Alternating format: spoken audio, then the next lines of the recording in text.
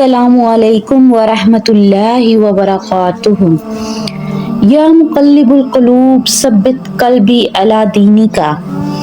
اے دلوں کو پھیرنے والے، تو میرے دل کو اپنے دین پر ثابت قدم رکھ۔ آج ہم پڑھیں گے سورۃ البقرہ آیت نمبر 88 سے 93 آسان ترجمے اور تفسیر کے ساتھ، اور اس میں تفسیر میں ہم دیکھیں گے بنی اسرائیلیوں کی سرکشیاں۔ اعوذ باللہ من الشیطان الرجیم، بسم اللہ الرحمن الرحیم۔ سورہ البقرہ آیت نمبر 88۔ وقالو، اور انہوں نے کہا، قلوبنا، ہمارے دل، غلفن، پردے میں ہیں، بلکہ لعنہم اللہ، اللہ تعالیٰ کی لعنت ہے، بکفرہم، ان کے کفر کے سبب، فقلیلا، سو تھوڑے ہیں، ما یؤمنون، جو ایمان لاتے ہیں۔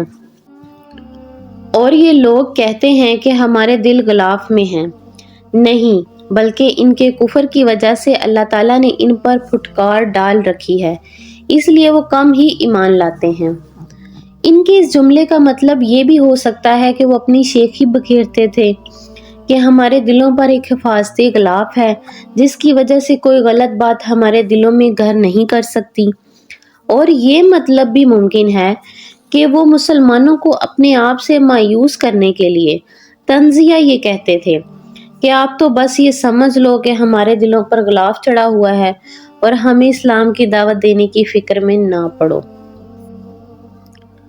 وَلَمَّا جَاءَهُمْ، اور جب آئی ان کے پاس کتاب من عند اللہ، اللہ تعالیٰ کے پاس ہے، مصدقا لما معاہم، تصدیق کرنے والی اس کی جو ان کے پاس بھی تھی، وَقَانُوا، اور وہ تھے، من قبل، اس سے پہلے، یستفتحون، فتح مانگتے، علی الذین، ان پر جنہوں نے، کفروا، کفر کیا، فلما، سو جب، جاءہم، آیا ان کے پاس، ما عرفوا، جو وہ پہچانتے تھے، کفروا، منکر ہو گئے، بھی اس کے، فلعنۃ اللہ، سو لعنت ہے اللہ تعالیٰ کی، علی الکافرین، کافروں پر۔ اور جب ان کے پاس اللہ تعالیٰ کی طرف سے وہ کتاب آئی، یعنی قرآن پاک، جو اس تورات کی تصدیق بھی کرتی ہے جو پہلے ان کے پاس ہے، تو اس طرز عمل کو دیکھو، باوجود یہ کہ یہ خود شروع میں کافر یعنی بت پرستوں کے خلاف اس کتاب کے حوالے سے اللہ تعالیٰ سے فتح کی دعائیں مانگا کرتے تھے، مگر جب وہ چیز ان کے پاس آ گئی جیسے انہوں نے پہچان بھی لیا تو اس کا انکار کر بیٹھے، پھر پھٹکار ہے، یعنی کہ لعنت ہے اللہ تعالیٰ کی ایسے کافروں پر۔ جب یہودیوں کی بت پرستوں سے جنگ ہوتی یا بحث مباحثہ ہوتا تو وہ یہ دعا مانگا کرتے تھے کہ یا اللہ، آپ نے تورات میں جس آخری نبی کی خبر دی ہے اسے جلدی بھیج دیجئے تاکہ ہم ان کے ساتھ مل کر بت پرستوں پر فتح حاصل کر لیں۔ مگر جب وہ نبی حضرت محمد صلی اللہ علیہ وآلہ وسلم تشریف لے آئے تو وہ حسد میں مبتلا ہو گئے کہ انہیں بنی اسرائیل کی بجائے بنی اسماعیل میں کیوں بھیجا گیا۔ چنانچہ یہ جان لینے کے باوجود کہ ان حضرت صلی اللہ علیہ وآلہ وسلم پر وہ ساری علامات صادق آتی ہیں جو تورات میں نبی آخر الزماں کی بارے میں بیان کی گئی تھی، انہوں نے پھر بھی آپ صلی اللہ علیہ وآلہ وسلم کو ماننے سے انکار کر دیا۔ بئس ما اشتروا، اور برا ہے وہ جو بیچ ڈالا، بھی ساتھ اس کے یا اس کے بدلے، انفسہم، اپنے آپ کو، ان یکفروا، کہ وہ منکر ہوا، بما انزل اللہ، اس سے جو نازل کیا اللہ تعالیٰ نے، بغین، ضد میں، ان ینزل، کہ نازل کرتا، اللہ من فضلہ، اپنے فضل سے، علی، پر، من یشاء، جو وہ چاہتا، من عبادہ، اپنے بندے پر، فباءوا بغضب، سو وہ کما لائے، یعنی کہ غضب کما لائے، علی، پر، غضب، غضب پر، वलिलकाफिरीन और काफिरों के लिए अजाब मुहीन रुसवा करने वाला अजाब है। यानी बुरी है वो कीमत जिसके बदले इन्होंने अपनी जानों को बेच डाला है कि ये अल्लाह ताला की नाजिल की हुई किताब का सिर्फ इस जलन या हसद की बिना पर इनकार कर रहे हैं कि अल्लाह ताला अपने फजल का कोई हिस्सा यानी वही अपने बंदों में से जिस पर चाह रहा है नाजिल क्यों कर रहा है, यानी क्यों उतारा जिस पर वो चाह रहा है। चुनाचे अपनी इस जलन की वजह से गजब बलाए गजब लेकर लौटे हैं और काफिर लोग जिल्लत में सजा के मुस्तहिक हैं। यानी एक गजब के मुस्तहिक तो वो अपने कुफर की वजह से थे, दूसरा गजब इन पर हसद और जिद की वजह से हुआ। वाइस कीला लाहुम और कहा जाता है इन्हें आमिनु तुम ईमान लाओ बिमा जैसा के या इस पर जो अनज़लल्लाहु नाजिल किया अल्लाह ताला ने। कालू तो वो कहते हैं नुमिनु हम ईमान लाएं बिमा इस पर उनजिला जो नाजिल किया अलैना हम पर व यकफुरून और इनकार करते हैं बिमा इससे जो वराअहु इसके अलावा वहुवल हक हालांकि वो हक है मुसद्दिकन लिमा माअहुम तस्दीक करने वाला है इसकी जो इनके पास आया, माअहुम इनके पास आया। कुल कह दो फलिमा सो क्यों तक़तुलूना तुम कत्ल कर रहे हो अंबिया अल्लाही अल्लाह ताला के नबियों को मिन कब्लु इससे पहले इन कुंतुम अगर तुम हो मुअमिनीन मोमिन। और जब इनसे कहा जाता है कि अल्लाह ताला जो कलाम उतारते हैं इस पर ईमान लाओ तो वो कहते हैं कि हम तो सिर्फ इसी कलाम पर ईमान रखेंगे जो हम पर नाजिल किया गया यानी तौरात पर। सो वो इसके सिवा दूसरी आसमानी किताबों का इनकार करते हैं हालांकि वो भी हक हैं और जो किताब इनके पास है वो इसकी तस्दीक भी करती है। ए पैगंबर सल्लल्लाहु अलैहि वसल्लम आप इनसे कहो कि अगर तुम वाकई तौरात पर ईमान रखते थे तो अल्लाह ताला के नबियों को पहले ज़माने में क्यों कत्ल करते रहे।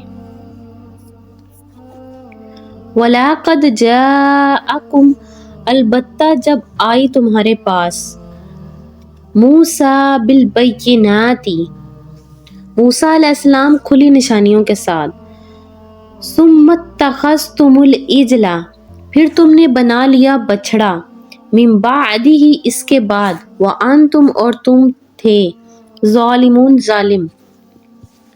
और खुद मूसा अलैहिस्सलाम तुम्हारे पास रोशन निशानियां लेकर आए फिर तुमने इनके पीठ पीछे ये सितम ढाया कि गाय के बिछड़े को माबूद बना लिया।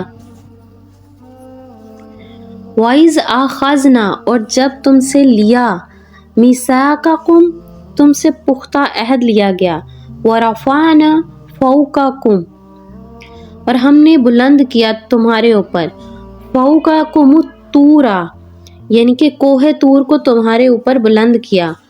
खुज़ू मा आतैनाकुम और पकड़ो जो हमने तुम्हें दिया बिकुव्वतिन मजबूती से वस्माउ और सुनो कालू वो बोले समीअना हमने सुना व आसैना और नाफरमानी की व उशरिबू और रचा दिया गया फी कुलूबी हिमुल इजला इनकी दिलम यानी इनके दिल और इजला बिछड़ा बिकुफरिहिम इनके कुफर के सबब।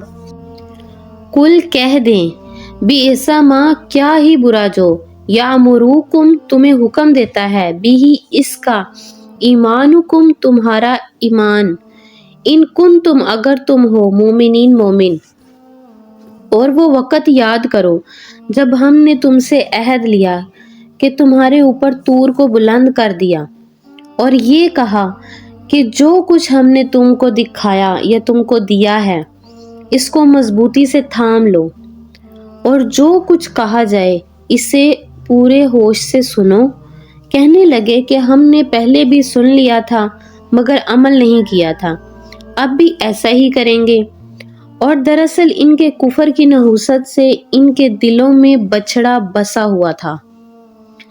آپ ان سے کہیے کہ اگر تم مومن ہو تو کتنی بری بات ہے وہ باتیں جو تمہارا ایمان تمہیں تلقین کر رہا ہے۔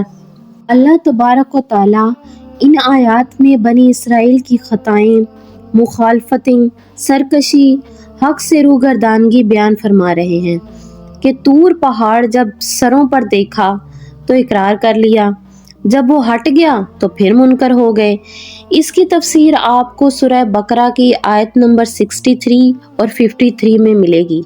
آپ میرے چینل پر سورہ بقرہ کی پلے لسٹ میں دیکھ سکتے ہیں۔ بچھڑے کی محبت ان کے دلوں میں رچ گئی، جیسا کہ حدیث میں ہے کہ کسی چیز کی محبت انسان کو اندھا بہرا بنا دیتی ہے۔